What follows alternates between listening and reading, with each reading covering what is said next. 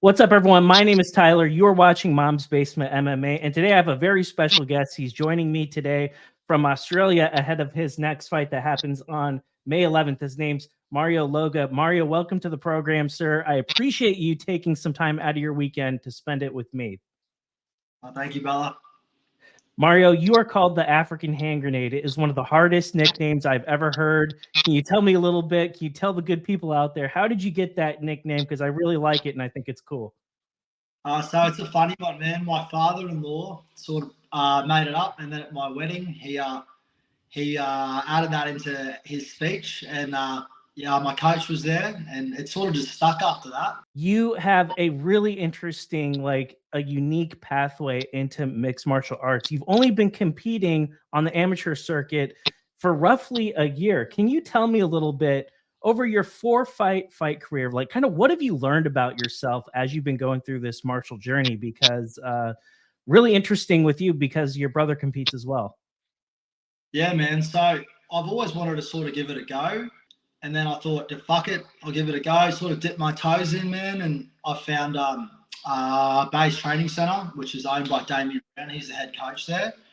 And it was just a real welcoming vibe. And yeah, I sort of got addicted to training, how I felt mentally. And it's just something I always sort of wanted to do, man. Watching my brother do it for so long, I just thought, I want to have a crack at this, eh? And here we are.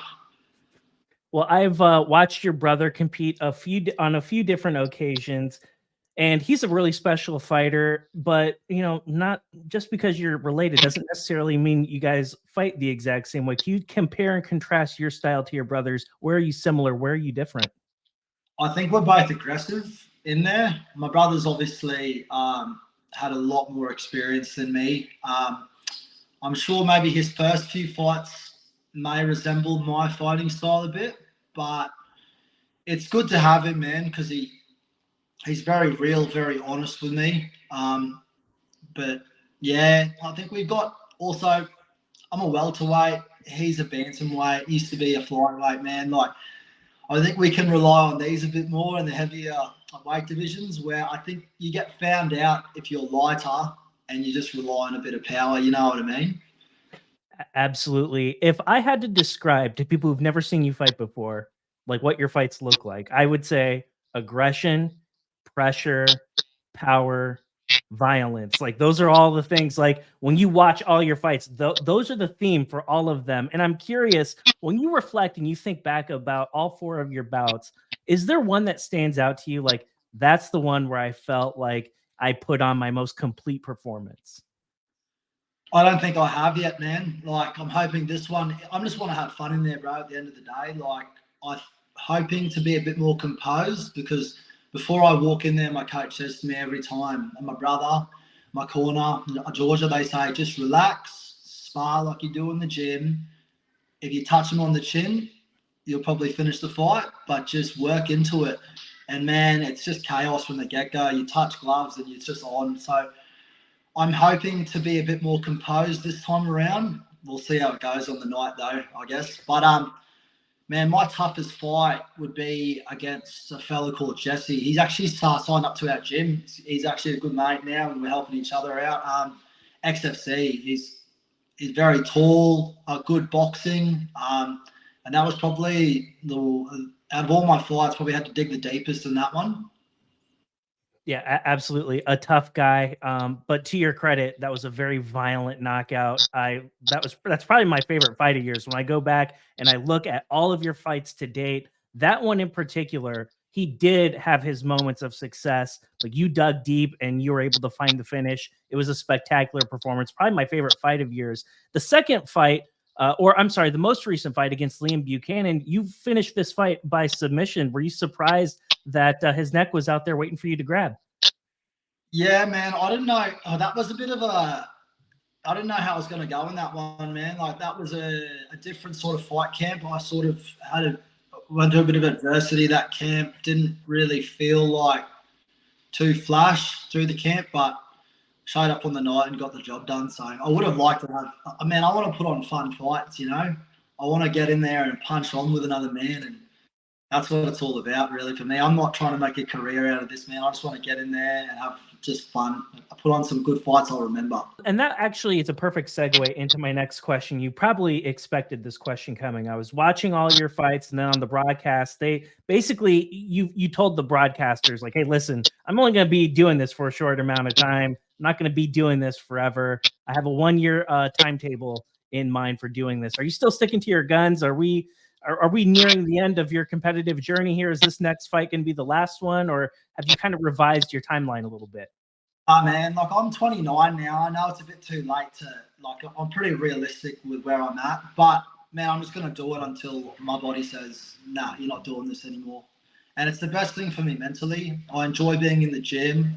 There's no better feeling than walking out of there in front of all your mates, all these people coming to support you, and then you're literally standing across the cage from a guy that's trained to punch your head in for 8 weeks, and it's just like it's a amazing feeling, man. I wanted to hit really briefly on Base Training Center. You mentioned Damien previously, and I was just curious, like in the amount of time that you've been spending at the gym, from where you started from March of 2023, getting ready to make that debut fight against Jermaine Taylor, compared to most recently, like how far has your game evolved under Coach Brown over the past year or so?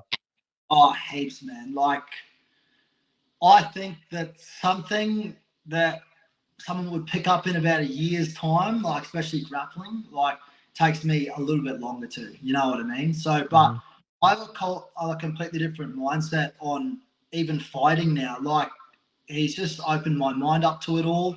He's super smart. He's tough, but he makes you train smart. Like, we're not going in there to leave our chins in the gym. I sort of thought fighting was just like you go in there, and I sort of do it still, you know.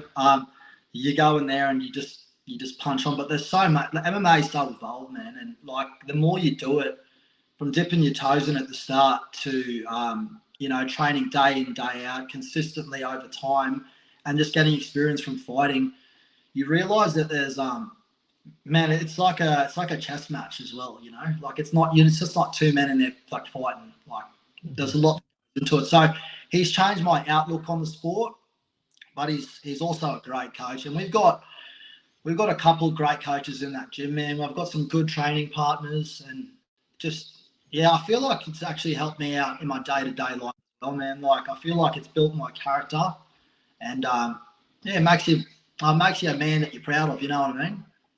Muzz, like you are just there's an energy around you. Like you go in, you walk into that cage, and like even watching your fights on YouTube, I can like pick up on that. Like there's a certain energy, like there's a connection you have between not only your corner, but just everyone, every single person that supports you and is watching you from the stands. Can you hit on that a little bit? Like, who are your supporters? Like, it seems like you sell out the entire place every time you're getting ready to fight. Like, and that must bring out some really like special vibes from you in particular. Like all these people are watching me, and like you're the type of guy that like feeds off of that, it would seem. Man, it used to put a lot of pressure on me, but I've realised, man, like the people that come out, they're not fans, they're mates, you know, people that care about you. And man, at the end of the day, if you lose, they're still going to be there, and they're still going to come to the next one. Like, so I got a real good support network, man. I got a lot of mates that just want to see me fight, and a lot of my mates have said, "We want to see you fight like 3-3s. We want to see you getting," you know what I mean? Like they just like seeing me fight, and yeah, they're all happy for me, man. And yeah, just I've got a real good support network, and like I work in construction, man. So that's right up all the boys' alley. Like they love the fight. So yeah, no, it's really good, man. I love it. I love walking out there and hearing everyone cheer for you. This one's going to be a bit different because it's in Townsville.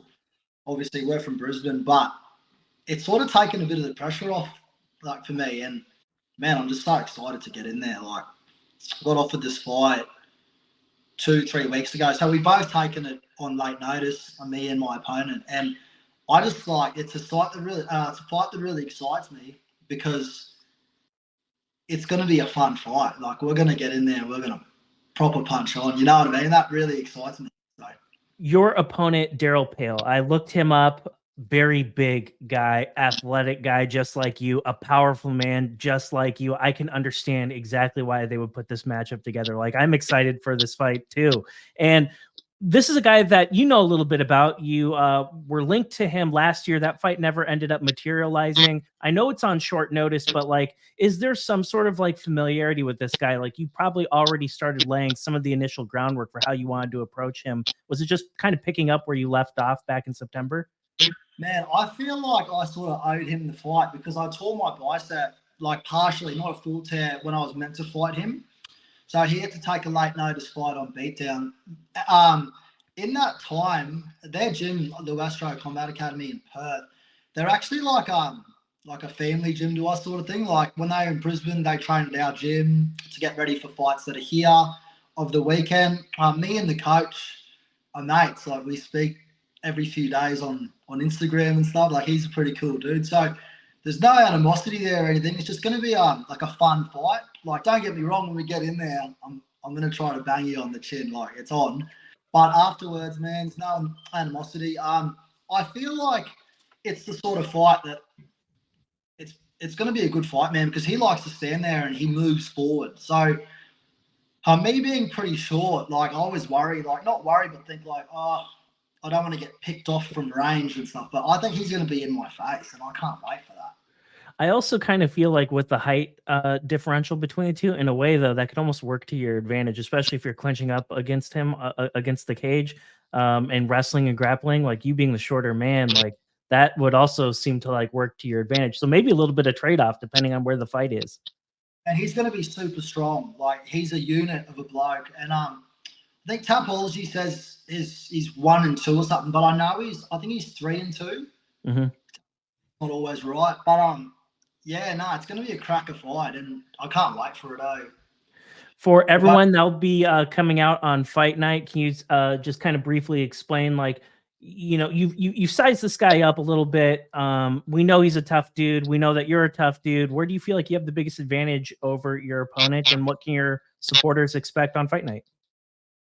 I don't know. We'll find out on the night. I'm just going to sort of fight what's in front of me. Like I've seen him fight once, and that was on beatdown. He fought a bloke that has had heaps of kickboxing experience, tall southpaw, and it was they went the distance, man. So I know he's fit. He's going to be super strong, and he likes to throw heavy leather. So it's going to be yeah, man. I've sort of disattached myself from the result. Don't get me wrong. I think I'm going to get my hand raised. Absolutely. I'm not leaving that cage without my hand raised. But I think, yeah, that's what excites me about him, man. He's just a fucking unit. Well, that is absolutely perfect. Another unit that will be fighting pretty soon, Steven Urseg, UFC 301. That's a guy you know a little bit about. You know Urseg probably a little bit more than most. Can you explain that for the good people out there? He's a weapon. Like, he's a freak. He's unsuspecting. Like, you wouldn't pick it if you seen him, you know what I mean? But you can't stuff up against him. He capitalizes like that. Like, he'll snatch a sub. His hands are fucking good. He's like literally just a whole complete martial artist. And I think he's going to win this weekend, and I think he's going to stop Pantoja. So can you explain, Muzz, real quick? Like, you think there's going to be a stoppage? How do you think he sets it up? Do you think he gets it with his hands? Do you think he submits Pantoja? Gets it with his hands. I think it's going to be a tough fight, and Pantoja's is fucking unreal. But I think that he's going to stop him on the feet, man. And not just because of his last fight, but I feel like if you fight that style of fight that Pantoja will fight against him, I think he'll get caught. I look at Urseg. I've watched him compete on Eternal for a number of years. He's an excellent grappler, and for me, the concern I have about Pantoja is like if he gasses and if he thinks he's going to grapple Urseg at any point and try to rest, it ain't going to work against a guy like that. He is a very proficient grappler, and he'll make you pay for that. 100%. He's a complete martial artist, man. He's a unit, and I'm looking forward to that. I put a little action on it myself, man. So I'm looking forward to that one. Are there any other fights on 301 that are going down that you're looking forward to? Man, that's the one I'm probably most interested in. That's the one I put my money on. So we'll see how we go.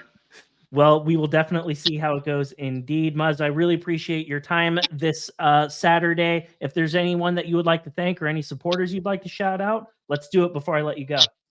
Yeah, I want to shout out BPC Civil, DRC Fit, and active recovery at Brendale. And Well, also coach on my team, my family, and my wife. She puts up with all of this. She loves it, bud. And yeah, just everyone that comes and supports me and everyone's got me back. And I appreciate you for having me on the show today, bro.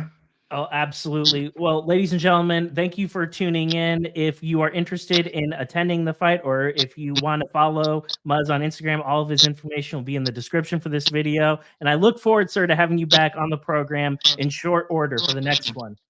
Thank you, brother. Appreciate it.